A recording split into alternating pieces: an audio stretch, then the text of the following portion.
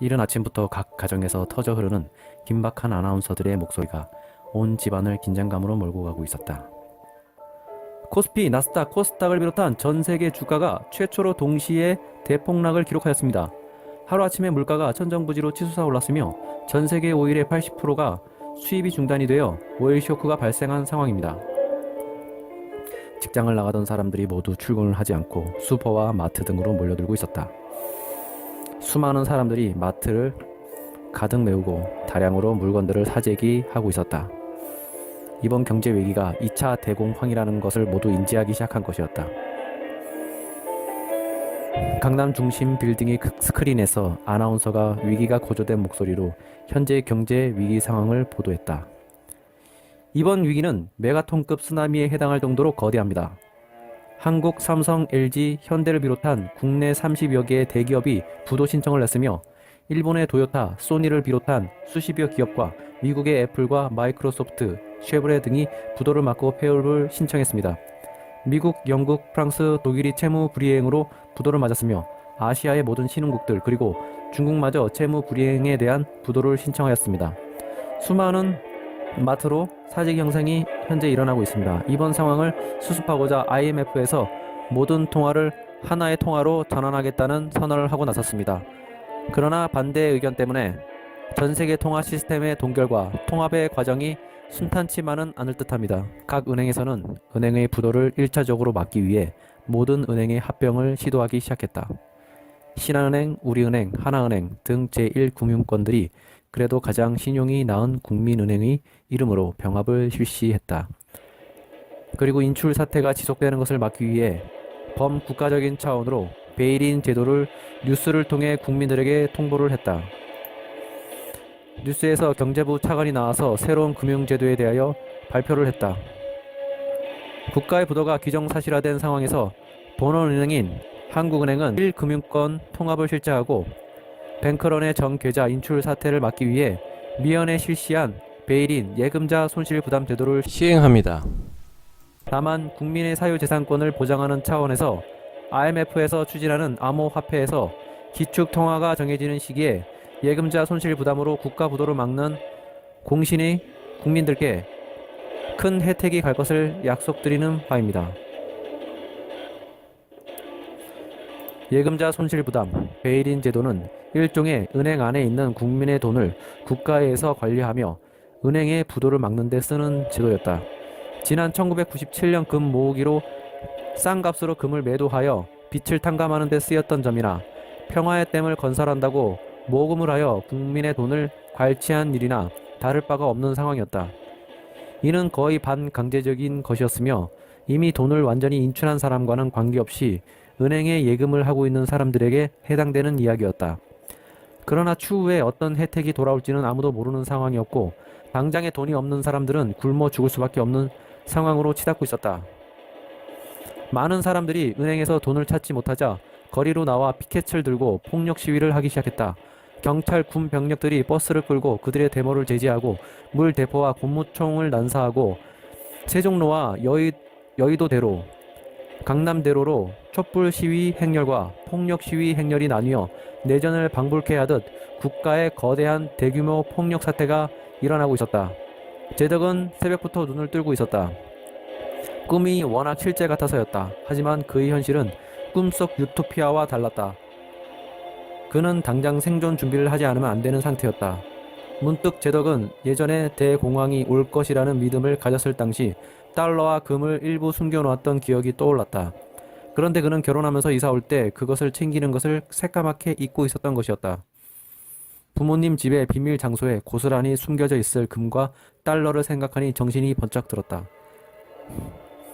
아내 이지는 여전히 세상 모르고 잠에 골아 떨어져 있었고 이난 역시 방에서 곤히 잠들어 있었다.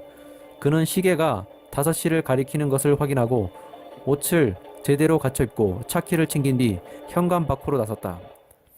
부모님 집은 그가 사는 아파트에서 그닥 멀지 않은 곳에 있었다. 그는 차로 10분 만에 부모님 집에 도착하여 벨을 눌렀다. 새벽잠이 없는 아버지가 문을 열어주었다. 아니 이른 새벽에 웬일이냐? 상황이 급한 것 같아서요. 이런 상황에 아무것도 준비된 게 없거든요. 그래도 침착해야지.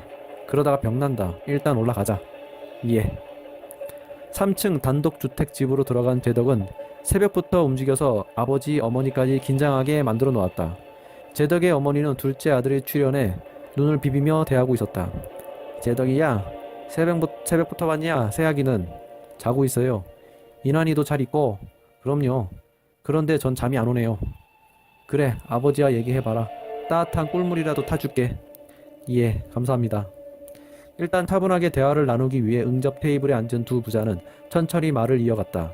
아버지 혹시 금 같은 거 모아놓으신 것 없어요? 금이야 예전에 IMF 겪은 뒤 2008년도 미국 부도 사태 있고 나서 조금 사뒀던 게 있긴 하지. 다행이에요.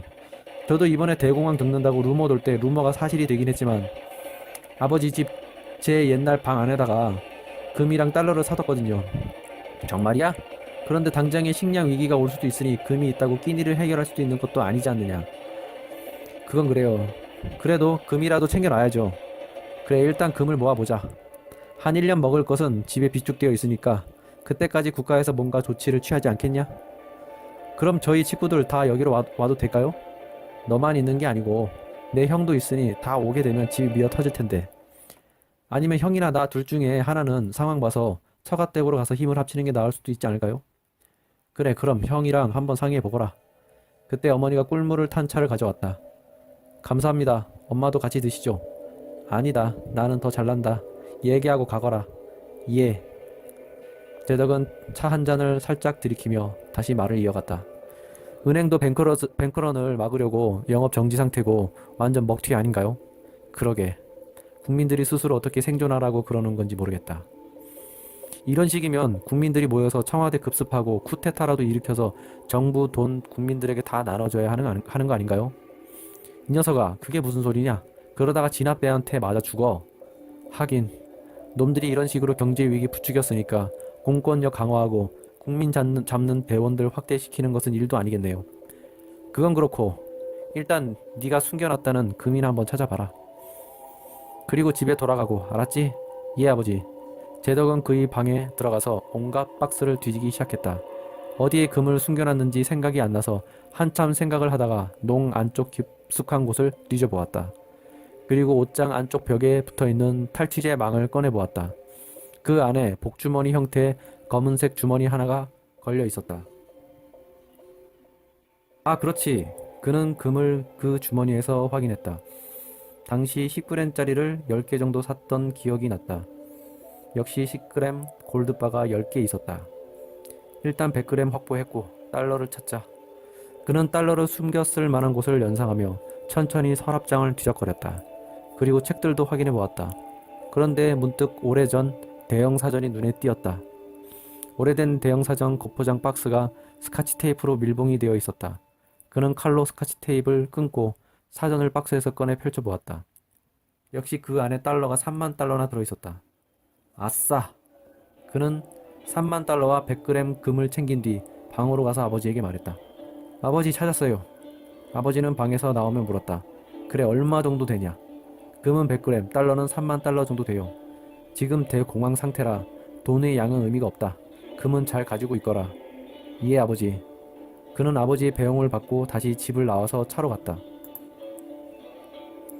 제덕은 다시 한번 달러와 금을 확인한 뒤 가방 속에 잘 넣어두었다. 그리고 다시 집으로 돌아갔다. 벌써 아침 7시가 다 되어 있었다. 아침부터 집을 비운 탓에 아내가 막 전화를 걸려는 순간 제덕이 집으로 돌아왔다. 여보, 내가 금이랑 달러를 구해왔어. 정말이야? 어디서? 옛날에 부모님 집에 숨겨놨었지. 이런 상황에 대비해서. 당시 루머가 하도 많이 돌아서 불안해서 구했었거든. 결혼하고 까맣게 잊고 있었네. 잘됐다. 당신은 뭐 좀 가진 거 없어? 난 이런 상황이 올지 몰라서 준비를 못했어. 현금 조금 가진 것밖에. 현금 얼마나 갖고 있는데? 몇십만 원. 큰일이네. 처갓집이랑 한번 통화해봐. 알았어. 그때 윤재덕의 휴대폰으로 전화벨이 울렸다. 여보세요? 나다, 아버지다. 네, 아버지. 곰곰이 생각해보고 전화한 거다. 지금 집에는 어느 정도 버틸 수 있는 식량은 있지만 시골에 계신 아버지, 어머니를 마냥 둘 수가 없구나. 그러니까 시골로 가서 당분간 지내야 할 것 같아. 시골 내 할아버지와 할머니 집으로 가서 거기에서 일을 도와드리면서 지내자. 그러니 새 아기에게 잘 얘기해서 시골에 갈 방법을 찾아보거라. 우리는 지금 차비가 다 되어 있으니까. 그럼 저는 이진이랑 상의해보고 연락드릴게요. 그래, 우리는 지금 출발한다. 알겠습니다, 아버지. 전화를 끊은 제덕은 이진에게 물어보았다. 인환이 데리고 시골로 갈까? 거긴 집도 넓어서 우리랑 형네 집까지 같이 들어가도 방이 남으니까. 그래? 그런데 우리 부모님은 어떡하고? 장인 어른이랑 장모님은 시골에 땅이나 집이 있으시니? 아니, 서울 집이 다야. 시골에 집 없어. 이거 큰일이네. 그래도 혹시 모르니까 한번 여쭤봐. 어떻게 하실 건지도. 전철 타면 1시간이면 가는 거리인데 가서 상의해보는 건 어떨까? 그래? 그런데 전철이 운행하나? 무슨 소리야. 국가 부도 났다고 전철이 멈추겠어? 우선 전화를 드려보는 게 순서인 것 같은데. 알았어. 이진은 휴대폰을 들고 그녀의 어머니에게 전화를 걸었다. 잠시 후 그녀의 어머니가 전화를 받았다. 이진아, 큰일 났구나. 엄마, 당장 식량에 문제도 있고 현금이나 달러, 금 같은 거 모아둔 거 없어? 금은 조금 있는데 얼마 안 돼. 그리고 일단 식량은 한 반년치 정도는 되는 것 같은데 가스만 안 끊기면 버틸 수 있을 거야. 엄마, 제덕씨 시골집 가면 한동안은 버틸 수 있을 것 같다고 하는데 어떡하지? 너는 그렇게 해라. 운재랑 네 아빠랑 방법을 찾아봐야지. 알았어. 나중에 다시 전화 걸게. 전화를 끊은 이진은 제덕에게 그녀의 생각을 말했다. 자기 아버지 시골에 가시면 한동안 자기 부모님 집에 식량으로 버티면서 엄마 아빠 상황도 같이 지켜보다가 서로 돕는 방향으로 하는 건 어떨까? 제덕은 마음이 급했지만 급하다고 일을 잘 풀어낼 수 있을 것 같지는 않았다. 그리고 당장 시골에 사람들이 몰려가서 농사를 짓는 상황도 바로 적응이 되지 않을 것 같았다. 그럼 나는 형에게 전화해서 어떻게 할 건지 물어볼게. 제덕은 형에게 전화를 걸었다. 형. 아버지 시골 가신다는데 같이 가기로 한 거야? 제덕아, 나는 네 형수랑 장모님 시골로 내려가기로 했어. 내가 아버지랑 어머니 모셔야 할 것 같다. 나도 지금 아내가 장인 장모님을 두고 갈 수 없다고 해서 그냥 가기는 좀 그런데. 그래? 일단 알아서 움직이자. 상황도 지켜봐야 하니까. 정부에서 언론으로 공표하기까지 했는데 답 없는 거 아니야? 그래도 지켜봐야지. 알았어. 제덕은 전화를 끊고 다시 아버지에게 전화를 걸었다. 아버지, 저는 일단 여기 장모 장인이 계셔서 그냥 가기도 그래요. 상황 보고 시골로 가는 방향으로 하는데 당분간 아버지 어머니 집 음식 좀 가져가서 먹어도 될까요? 그래, 음식을 웬만한 건 다 챙겨서 가고 있는데 지금 어쩌지? 그때 옆에 있던 어머니가 전화를 바꿔달라고 하며 인계를 받고 말하기 시작했다. 제덕아, 집에 가면 김치 냉장고에 김치가 있고 창고에 쌀 3포대는 남겨놨다. 열쇠 있지? 열쇠 있어요. 그럼 그거 가지고 가서 당분간 챙겨 먹어라. 알겠어요. 조심히 내려가세요. 그래. 전화를 끊은 제덕은 이진에게 말했다. 일단 장인 장모님도 방법 생기고 문제 하나하나 해결하시고 우리도 여기서 버텨도 되면 최대한 버텨보자. 만약 그게 힘들면 시골로 가서 농사라도 지어서 서로 나눠 먹기라도 해야지. 응. 제덕은 이진을 붙들며 다시 한번 당부했다. 이럴 때일수록 서로 힘을 합쳐야 돼. 뭉치면 살고 흩어지면 죽는 거야. 알았어. 나는 지금 부모님 집에 가서 음식을 좀 가져올 테니까 당신은 인환이 잘 보고 있어. 응. 아파트에서 차를 끌고 도심 밖으로 나온 제덕은 은행마다 몰려있는 사람들을 보고 혀를 내둘렀다. 제2금융권인 저축은행 앞에서는 더 많은 사람들이 도로 밖까지 밀려 나올 정도였다. 차들은 사람들 때문에 중앙선을 넘어서 천천히 이동하고 있었고 그로 인하여 도로 위의 정체가 심해지고 있었다. 제덕 역시 1금융권에 돈이 1억 가까이 있었지만 그 돈을 찾기는 힘들 것 같았고 달러를 모아둔 것을 다행으로 여기는 중이었다.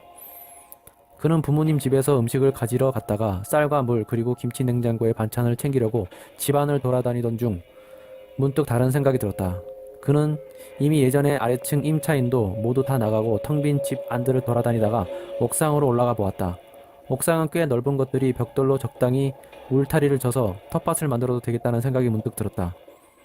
아파트에 있는 것보다 인환이랑 이진이랑 여기서 살아야겠어. 이건 정말 기회가 될 수도 있어.